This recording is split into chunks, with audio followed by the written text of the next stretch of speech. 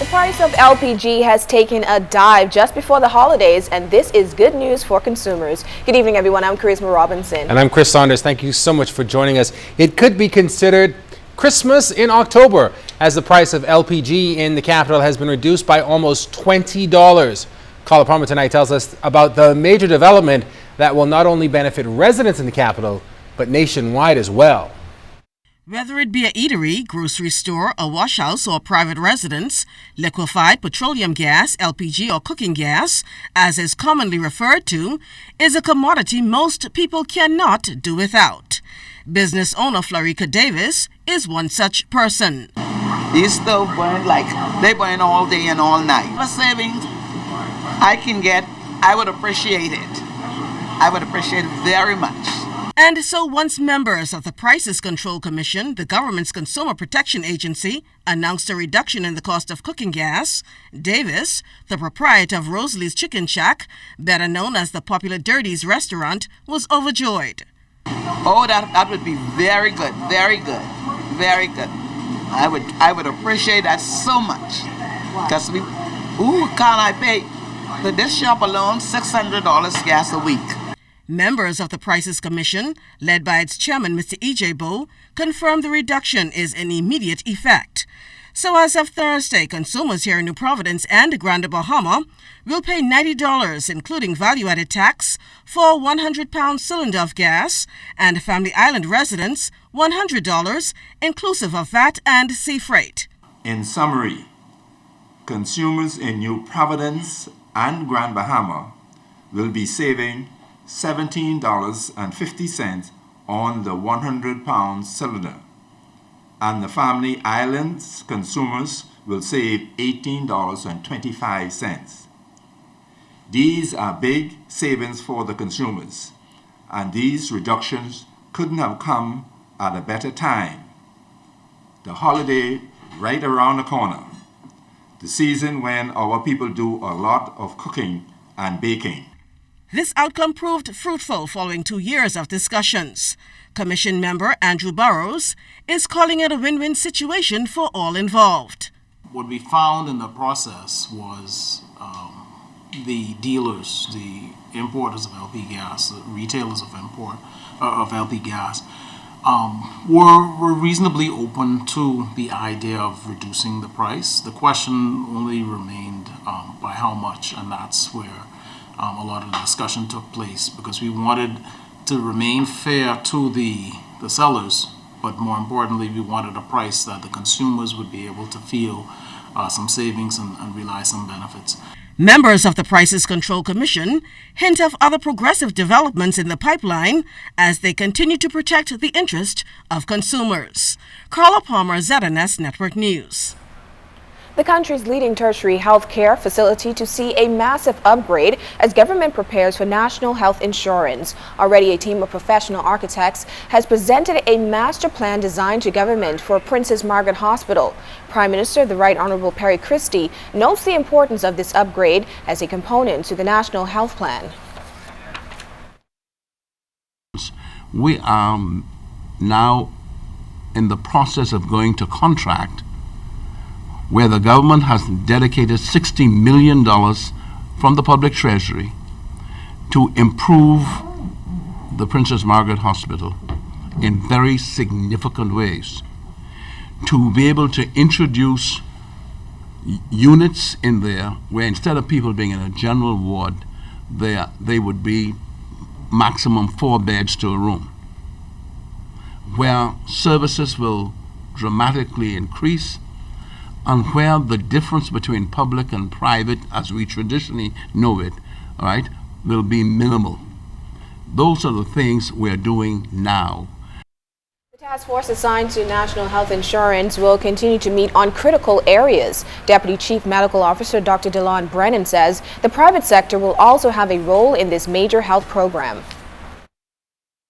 We do know that we needed to make sure that this whole discussion related to whether there will be a public insurer and how will private health insurance be involved needed to be discussed and needed to be outlined. And we were able to work together to come up with consensus opinions that we do know that the private health insurance industry needs to be involved. We were able to delineate how is it that we would frame that involvement so that as we go into deliberations with the private health insurance industry, that they would be able to come to the plate with a concise but also a definitive look as to how they would be able to be involved as well. And we can work together to come to consensus to be able to introduce the most beneficial program to the Bahamian public as possible. The Public Hospital Authority signed 2 historic industrial agreements today with the Bahamas Nurses Union totaling $13.8 million. The agreements pave the way for 1,550 nurses at the Princess Margaret Hospital, Sandilands Rehabilitation Center, and Grand Bahama Health Services to get higher salaries and improved benefits. Health Minister, the Honorable Dr. Perry Gomez, noted that the agreements signed today cover 2000 through 2015 and 2015 through 2020. As Minister of Health, I consider these agreements, which will cost the government and taxpayers of the Bahamas $13.8 million over the life of these agreements, to be justified. This is a clear indication of my government's commitment to the ongoing partnership with the labor movement in the development of our country and the public health care system in particular. I trust that the nurses will consider these contracts an indication of the value this government places on their service and skills. President of the Bahamas Nurses Union, Jana Kalfani, says the agreements represent a significant milestone for labor relations in the country. Today is emotional for me, and it has been a long time. It started in 2009 with Mrs. Hamilton at the helm. The baton was passed over to myself, and we sat diligently and tried to come up with an agreement that would have been a win-win situation for both PHA and Bahamas Nurses Union. As restoration efforts continue on those islands hit by Hurricane Joaquin, building material and additional supplies are being shipped to the islands for the rebuilding phase. Janae Noel Ferguson talked to the Long Island Administrator and Michael MP on efforts in those communities. It continues to be an uphill battle for islands in the South and Central Bahamas impacted by Hurricane Joaquin. Crooked Island and Long Island were reportedly impacted the worst by the storm, which packed 125 miles per hour winds and 8-foot sea surges that wiped out a number of communities. Over on Long Island, Administrator Therese Boodle Bethel said the first phase of immediate relief has been completed and it's now time to rebuild. The next level now is to receive the building materials that we're expecting, possibly even within the day, the first shipment of materials. We're expecting them today, and based on the priority list compiled by social services, we will begin to distribute them, as well as NEMA has requested that we bring together teams of workers to be able to go out and begin the construction phase. And while there are building concerns about many vulnerable areas, the administrator says for many, they may have no other choice. But some families that are along the coast or in those low-lying areas and businesses, they've been there for generations and generations, and so we are simply seeing how we can mitigate in terms of infrastructure. Many families do not have any other choice as relates to property. We're hoping that the design for the new homes, that the private sector and NEMA will be involved in designing, that they will bring about a more sturdy type of development in homes. However, there is a challenge as considerable amounts of water remain on the ground at the southern end of the island. There was also significant damage in the southeastern Bahamas. Michael MP V. Alfred Gray gave an update on restoration efforts there and also refuted claims over the distribution of relief material. The boats are just going out. So I mean, why would you say you're not getting if the boat ain't reached yet? I know that it's always possible for somebody to complain because they're not getting what they think they ought to get. The reconstruction effort will take a little more time than bringing food and water, because the first thing you need to know is what is required before you can start to supply what those needs are. Janae Noel Ferguson, ZNS Network News. Tonight, there is still no price tag on the damage to the central and southeastern islands because of Hurricane Joaquin. And while hundreds of claims were made, only some have been settled, with assessments ongoing. And as C.S. Bradley tells us tonight, moving forward, Chairman of the Bahamas Insurance Association, Emmanuel Komolafi, is urging Bahamians to not only insure themselves, but their properties as well. Chairman of the Bahamas Insurance Association, Emmanuel Komolafe, says member companies are working to ensure all claims made are processed as fast as possible as residents are rebuilding their communities. To date, more than 800 claims have been made, and that number, he says, could go up as further assessments are made. And given the magnitude of damage left behind by Hurricane Joaquin, Komolafe says it's even more clear the importance of Bahamians being insured as to avoid the financial burden in the event of a catastrophe. When we talk about insurance, people purchase insurance to protect their health, to manage risk related to their health, their property. You also have life insurance and also certain liabilities. And it's like I indicated, it's a risk management tool which persons have to consider. Obviously, there's also the content besides just the structure, because a lot of persons focus just on the structure, not on the content. And so you want to consider and speak with your insurance provider, your agent or your broker, to actually make sure you find the best insurance program for you that works for you, and determine what you want to tolerate in terms of accept. The BIA chairman says there are 3 priorities for insurers in the coming weeks. These priorities are designed to assist residents on the affected islands get back on their feet. Well, our number one priority is to process claims as soon as possible. That's why people buy insurance, so that when they need the insurance, we're available for them, but also provide support to the persons who have been impacted, helping them, in terms of how to actually fill the forms, getting in touch with them, getting an assessment, making sure that things are being done properly. The other side of it also is like I would have alluded to earlier, is to the educational part of it, to make sure persons are aware of what what they need to be doing in terms of protecting their assets going forward. I think if we can get those two, but definitely our focus right now is on getting our clients, making them whole as much as possible, helping them rebuild and return their lives to some level of normalcy. Komolafe adds some residents received their claims last week, and at the end of the day, the role of the insurer is to ensure that when clients suffer from loss, they're able to be paid quickly so that they're able to recover from disaster. C.S. Scatterly, ZNS Network News.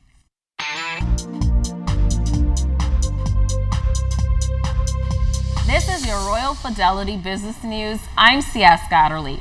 Officials from the Department of Inland Revenue will visit Bimini next week to meet with business owners and discuss the new online business license system, which is part of the existing online tax administration system. OTAS will provide businesses with a simple, user-friendly online application and payment system and is similar to the value-added tax system. OTAS also creates a convenient online experience for business owners and taxpayers.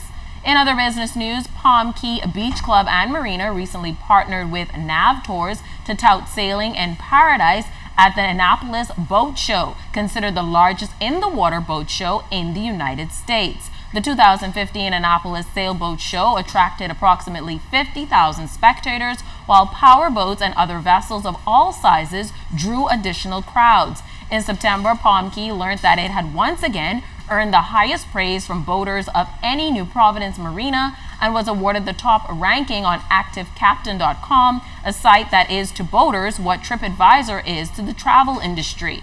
Palm Key's 194-slip marina is one of the key features of the nearly 70-acre amenities-rich residential development that will eventually have about 300 home sites. And in international news, Walgreens will use its $9.41 billion takeover of rival Rite Aid to spread its philosophy on making drugstores destinations for customers looking to stay healthy or buy beauty products. The nation's largest drugstore chain also is expected to flex its beefed-up negotiating muscle to wring better deals from drug makers and other suppliers. But experts say those discounts won't automatically trickle down to the consumers. This has been your Royal Fidelity Business News. I'm C.S. Scatterly. The Nassau Accords 30 years ago was an agreement among Commonwealth countries to not only impose sanctions against apartheid South Africa, but also called for the unconditional freeing of Nelson Mandela and an end to outright political and racial oppression. Pretoria eventually gave in. Apartheid ended, Mandela was freed, and South Africa became a majority-ruled country. And the Accords, signed right here in Nassau, in Lyford Key at the meeting's retreat to be exact, was the impetus for that movement. South African High Commissioner Her Excellency Matu Joini was in town to commemorate the Accords and points out that the Accords, now a significant document in the history of the African National Congress, was the brainchild of the father of this nation, Sir Lyndon Pinling. Within the South African government, if you were to go now and look for the Nassau Accord, you will find it on the website of the African National Congress. It's there on their website. They recognize it so much that the fact that it's being celebrated today, that's why I'm here. The government was very clear to say you have to be there because this was very important. It was a pivotal moment in that whole history. And the steps that were in the accord itself, the measures that were in the accord itself were quite powerful. And as you know, Sir Lyndon Pinling was quite instrumental in lobbying the other heads of the Commonwealth to make sure that it goes through. The Bahamas hosted the Commonwealth Heads of Government meeting in 1985, and at that time was the smallest country to host it. But it was then Prime Minister Sir Lyndon Pinling who made the push to not only host the meeting, but also push for the Accords and the eventual results. I think you have to recognize your very own leader for that.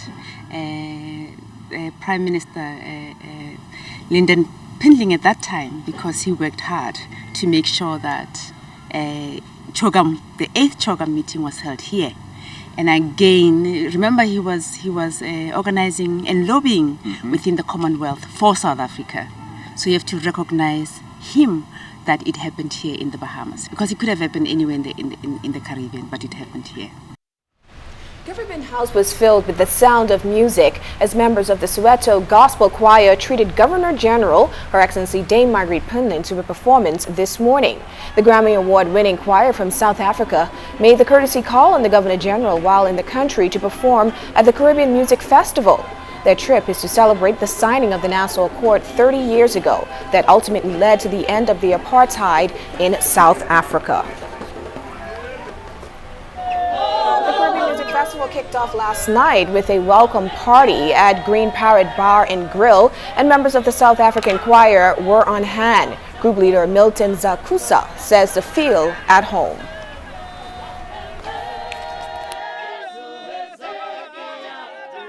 For sure, the weather is beautiful. It's almost the same as Durban. There's a place called Durban in South Africa. Quite warm, and the people are very welcoming and very warm. It's fantastic being here.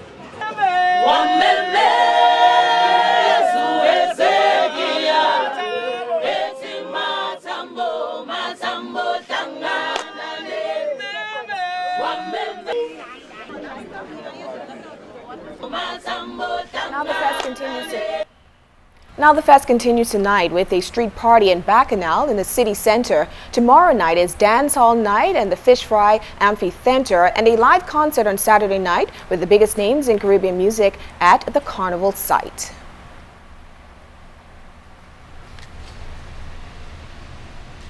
The future generations of dancers, actors, and musicians put their talents on full display today during the award ceremony for the E. Clement Bethel National Arts Festival. It was held at Government House. Thousands of students from across the country showcased their talents for the festival, which Governor General Her Excellency Dame Margaret Pinling says is continuing to grow with more Family Island students having entered this time. Queen's College walked away with the top honor, winning the Governor General's Award. The Governor General, who was impressed with the winning performances, says all is not lost for the nation's youth.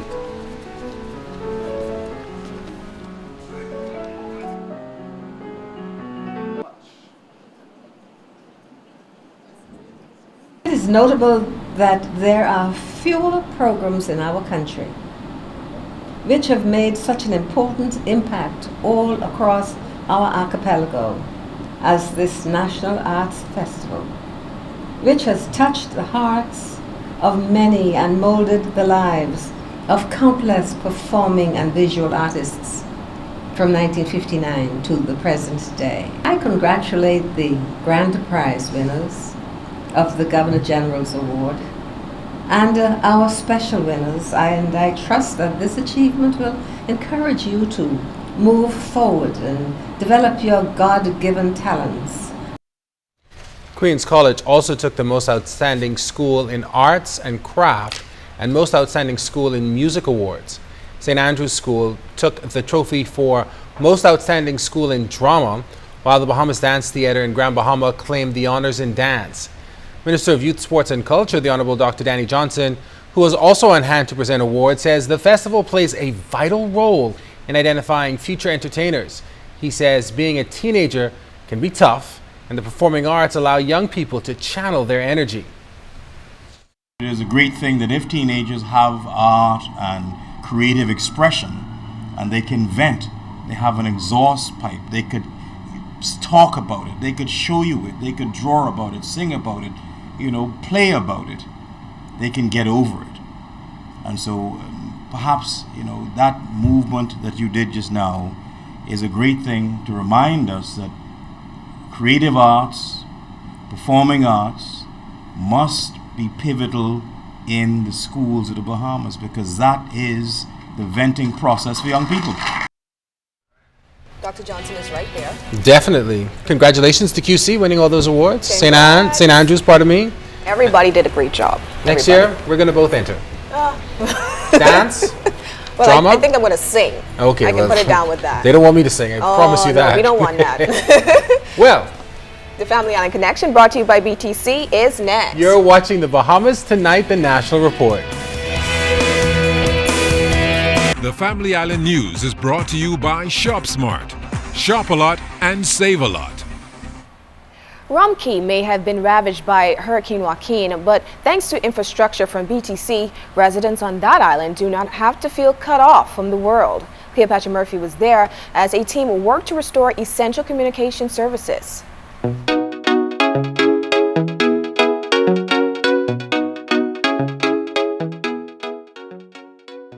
Several utility poles have snapped and some have fallen across the road, with power lines hanging low in Rum Cay, a testament that Hurricane Joaquin passed through.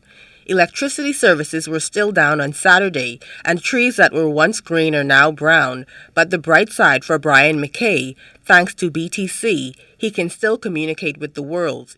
We caught up with him soaking in the air conditioning and Skyping at the BTC store on the island. If we didn't have this, we couldn't live here. Because I can communicate with people in the U.S. and, at a reasonable cost, and actually can run my business from here in the U.S., which is invaluable. McKay also commended BTC for restoring mobile phone and internet services to the island within days after the storm. Landline services were a challenge, however, and once a new team that included Derek Johnson arrived on the island, they immediately got to work repairing damaged lines at the local government office. We had some service here previously at the police station, but unfortunately something went on. We went out, so we're trying to restore that particular service back to the station, and also we're going to try and provide a telephone service for the school with IPTV, so they can have that IPTV. Vice President of Engineering Robert Williams says technicians will use the damaged cables to temporarily fix landlines at the local government office and church so calls can be made in the event of an emergency with residents. Once BEC replaces the damaged utility poles, BTC will replace damaged cables. For now, technicians are making the best of what they have. It's challenging because the cable has gone through a Category 4 hurricane and all the poles have fallen down. People have been driving over the cables now for almost 2 weeks. So they're not in an ideal condition to provide good telecommunications, but we have an extremely talented team of technicians here we will get the job done. We will somehow or other patch the circuits through. BTC officials assure that they will move as quickly as possible to restore full service to the island. Cleopatra Murphy for the BTC Island Connection. Well, it's time now for a check on weather. We head over to our guardian of the weather, Basil Dean, for a look around the Family Islands. Basil. Well, thank you once again, Christopher and Charisma. In our second look at weather, we'll take a look at those temperatures around the Family Islands, and we'll get you started with Freeport, Grand Bahama. It is 82 degrees. Also, Green Total Key reported 82, 83 in Marsh Harbor. Also, the Berry Islands, Harbor Island, Eleuthera, and Bimini. 84 in Fresh Creek, that's Central Andrews. Also here in the capital at 84, 84 in Rockside, Eleuthera, Otterstown, Kid Island. Getting into some 85s, Stanley Key in Exuma Chain, and Camp Space, South Andrews. San Salvador, Room Key 84, 85 in Exuma Mainland, Long Island 86, 88 degrees in Ragged Island, Acklands, Crooked Island 87, 88 degrees in Mayaguana, also Matthew Town, Inagua, and the Turks and Caicos Islands all reporting 88 degrees. Boating forecast tonight brought to you by Builders Mall, home of FYP, the Tile King, and the Paint Center. For all areas, your winds are going to be light and variable tonight. Wave heights 3 feet or less over the ocean. High tide taking place at 10:06 tonight. And then tomorrow in the Northwestern Islands, light and variable winds. Wave heights 3 feet or less. High tide taking place at 10:35 in the morning. Low tide in the afternoon at 5:03. For the Central and Southeastern Islands, winds out of the northeast at 10 to 15 knots, wave heights at 2 to 4 feet over the ocean. And then comes Saturday for all areas, winds staying out of the northeast 10 to 15 knots, wave heights at 2 to 4 feet, high tide 11:28 in the morning, low tide 5:58 in the afternoon. And that's going to do it for your boating forecast. It is time now for your travel forecast, and your travel forecast is brought to you by Royal Star Assurance.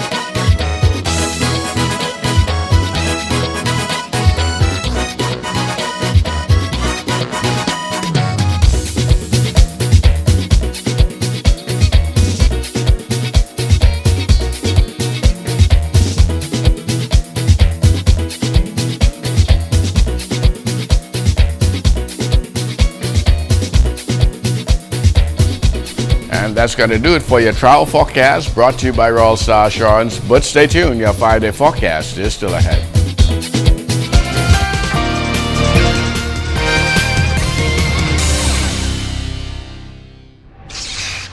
Welcome to Tips for Wellness. I'm Dr. Indira Grimes. A cataract is a painless clouding of the natural internal lenses of the eyes. This clouding often blocks light, making it difficult to see clearly.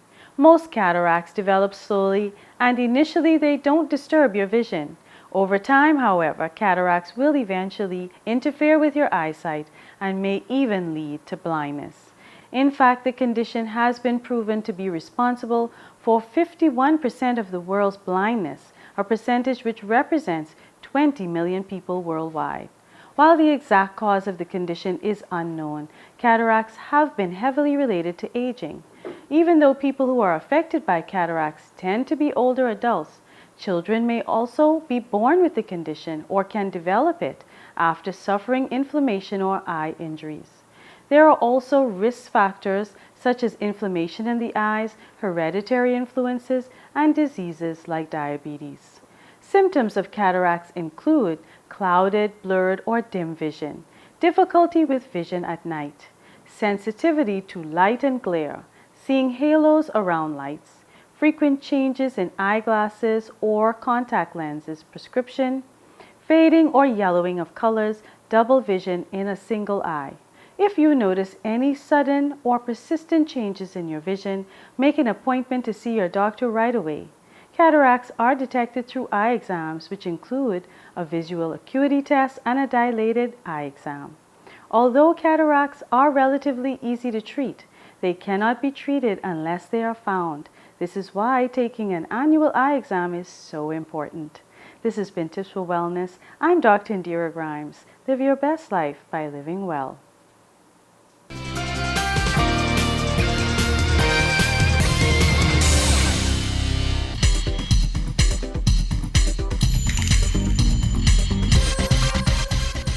This This is ZNS Total Sports, brought to you by Fourth Terrace Diagnostic Center.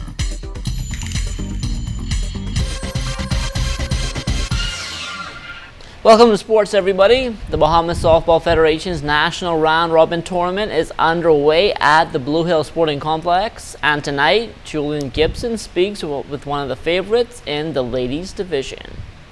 Benson, right behind me, the next 4 days, it should be very competitive softball right here at the Bankers softball field. Now, one of the teams to watch out for in the ladies division hails from Grand Bahama. They are the defending champions. The Wolverines say they are ready to play ball and they are ready to play championship softball.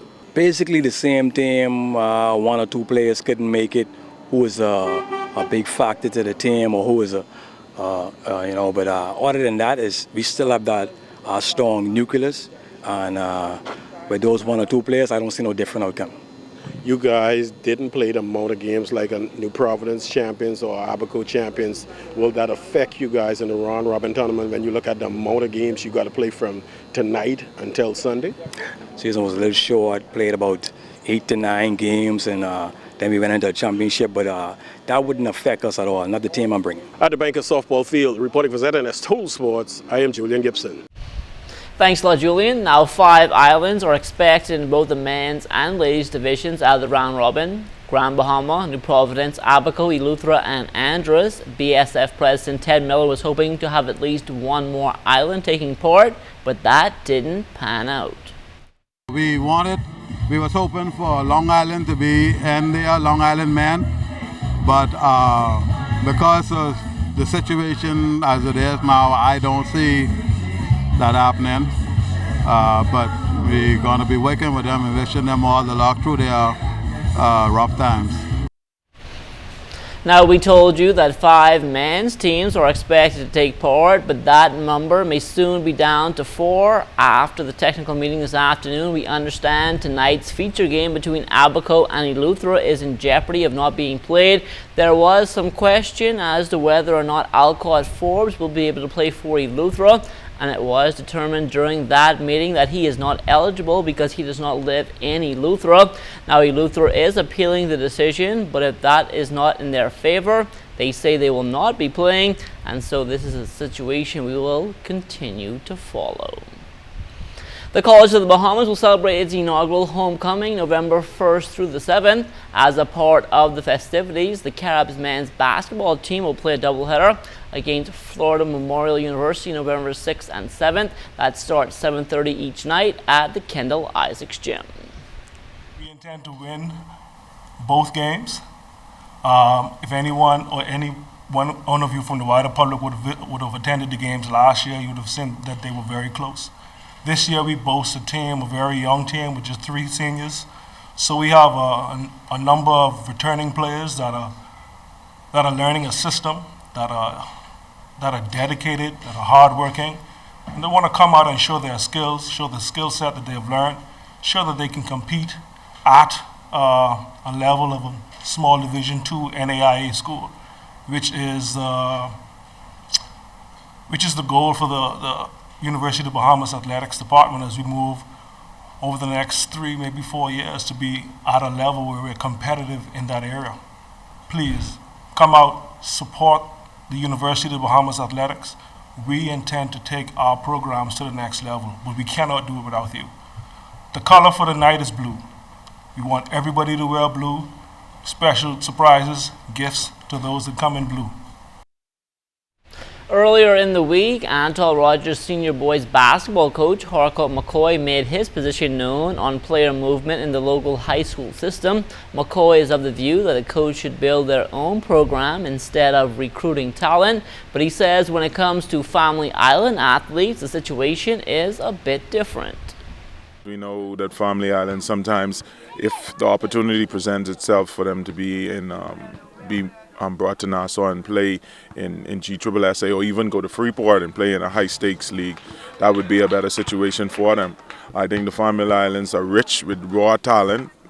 Payments are not naturally athletic. But the thing is, if that situation presents itself, we would be more than glad, more than open to that idea. What I'm talking specifically about is players in a senior school moving to another senior school within the same island that have been developed by a particular coach. The 6th annual Temple Christian Primary School basketball tournament is winding down, and organizer Keno Demerit explains how they continue to fund the event. Basically, the tournament now is being funded by the parents of the basketball team at Temple Christian.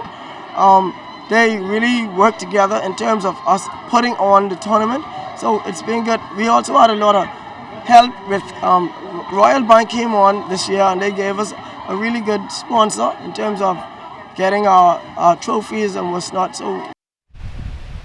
Time now to reveal the standings after week 7 of the ZNS Total Sports NFL Challenge. I went a perfect 5-0. Kelsey finished up 4-1. Fisher was 3-2, while Julian went 2-3. So Kelsey still leading the overall standings at 26-9. I have now pulled into a tie for second with Fisher. We're both 24-11. And surprise, surprise, Julian is in the cellar all by himself at 21-14. Week 8 starts tonight, and the picks are in.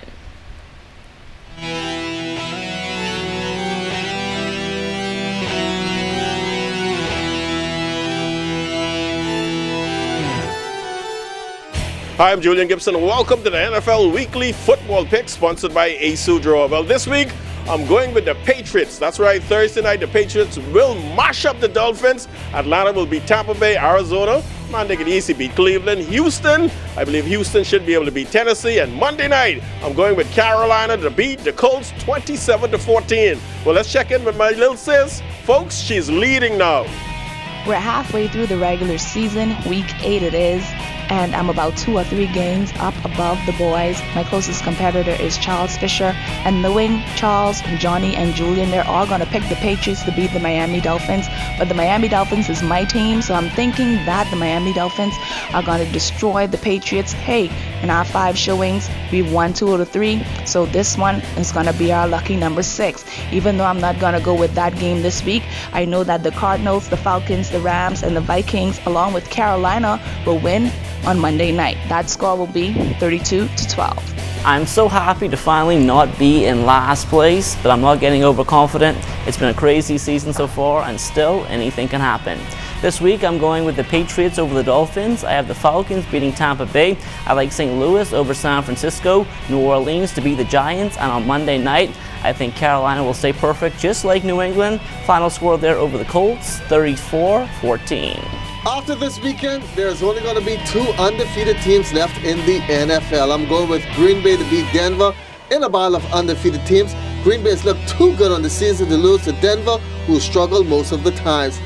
Atlanta, after a rough game last week, going to run by Tampa Bay Buccaneers. New York Giants and New Orleans. That's an iffy game, but I'm going with the Giants.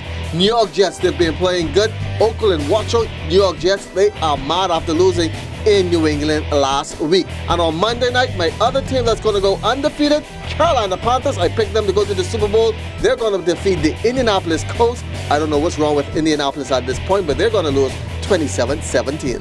Well, that's the NFL picks for this week. Make sure to join yours truly every Monday night. Asu Draw on Robinson Road for Monday Night Football. I could swear at the beginning of the season, Fisher picked Philadelphia to make the Super Bowl and them and Carolina in the same conference. Anyway, we'll see how that works out. And that will do it for sports. Stay tuned. The Bahamas Tonight comes back after the break.